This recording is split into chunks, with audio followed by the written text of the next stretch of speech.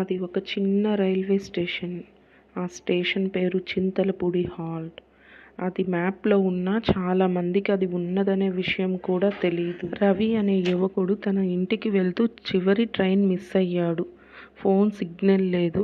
చుట్టూ చీకటి, గాలి శబ్దం మాత్రమే వినిపిస్తుంది. ఒక రాత్రే కదా ఇక్కడే కూర్చుంటా అని అనుకొని బెంచ్ మీద కూర్చున్నాడు. అప్పుడే దూరంగా ప్లాట్ఫామ్ చివర ఒక తెల్ల చీర కట్టుకున్న ఆడమనిషి కనిపించింది. వర్షంలో తడుస్తూ ఆమె నెమ్మదిగా నడుస్తుంది. అతను అనుకున్నాడు, ఇంత రాత్రి ఎవరిక్కడా అని. ఆమె దగ్గరకు వచ్చి తల ఎత్తి చూసింది. బాబూ, ఈ ట్రైన్ ఎప్పుడొస్తుంది అని ఆమె మెల్లగా అడిగింది. అతని గుండె గట్టిగా కొట్టుకుంది.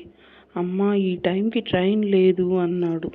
ఆమె నవ్వింది, కానీ ఆ నవ్వులో భయం ఉంది. అవును, నేను కూడా అదే ట్రైన్ కోసం 10 ఏళ్లుగా వేచి చూస్తున్నాను అని చెప్పింది. అతని గుండె ఒక్కసారిగా ఆగినట్లయింది. 10 ఏళ్ళా అని అడిగాడు. ఆమె కళ్ళల్లో నీళ్లు కనిపించాయి. నా పెళ్లి రోజు ఈ స్టేషన్ దగ్గరే ట్రైన్ కింద పడి చనిపోయాను. నాకు ఇంటికి వెళ్ళాలని ఉంది, కానీ ఈ స్టేషన్ నన్ను వదలటం లేదు అని చెప్పింది. వర్షం ఒక్కసారిగా ఆగిపోయింది. స్టేషన్ అంతా నిశ్శబ్దంగా మారింది. ఆమె నెమ్మదిగా అతనికి దగ్గరయింది. నన్ను ఇంటికి తీసుకెళ్తావా అని అడిగింది. అతను వెనక్కి తగ్గాడు.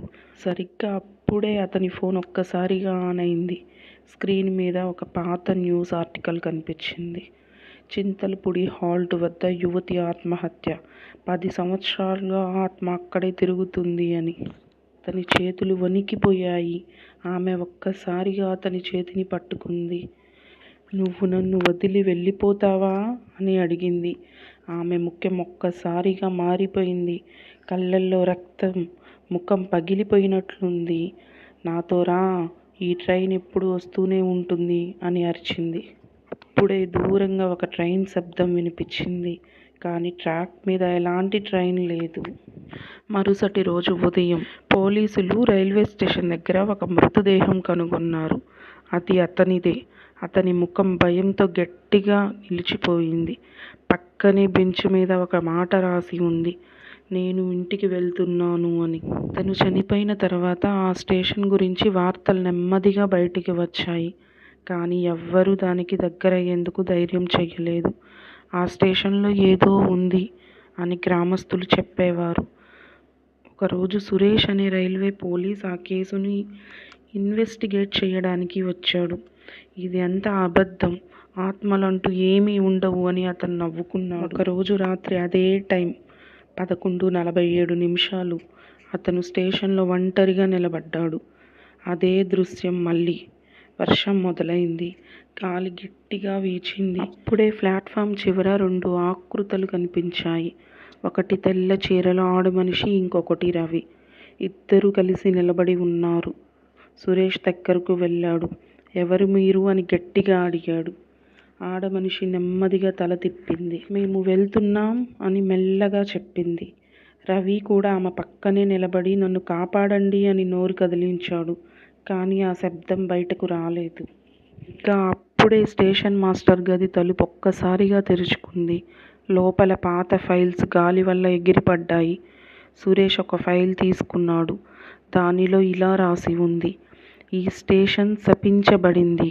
ఇక్కడ చనిపోయిన వాళ్ళు ఇంటికి వెళ్ళలేరు. వాళ్ళు కొత్త వాళ్ళను తమతో తీసుకెళ్తారు అని. సురేష్ చేతులు వణికిపోయాయి. ఆమె ఒక్కసారిగా నమ్మింది. ఇప్పుడైనా నమ్ముతావా అని. రవి నెమ్మదిగా ముందుకు నడిచాడు. అతని కళ్ళల్లో కన్నీళ్లు. నేను కూడా ఇక్కడే ఇరుక్కున్నాను అన్నట్టుగా కనిపించాడు. సురేష్ వెనక్కి పరిగెత్తాడు, కానీ స్టేషన్ ఎగ్జిట్ కనిపించలేదు. ఎక్కడ చూసినా అదే ప్లాట్ఫామ్, అదే ట్రాక్. ఆమె గట్టిగా అరిచింది, ఈ స్టేషన్ నుంచి ఎవ్వరూ బయటకు వెళ్ళరు అని. అప్పుడు ఆమె ముఖం మారిపోయింది. రక్తంతో నిండిన కళ్ళు, భయంకరమైన రూపం. కనిపించని ట్రైన్, దూరంగా మళ్ళీ ట్రైన్ శబ్దం. ఈసారి స్పష్టంగా వినిపించింది, కానీ ట్రైన్ కనిపించలేదు. రవి సురేష్ వైపు చూసి మెల్లగా చేతిని చాపాడు, రా అని. మరుసటి రోజు మరో మృతదేహం స్టేషన్ దగ్గర కనిపించింది. అది సురేష్. అతని కళ్ళల్లో అదే భయం.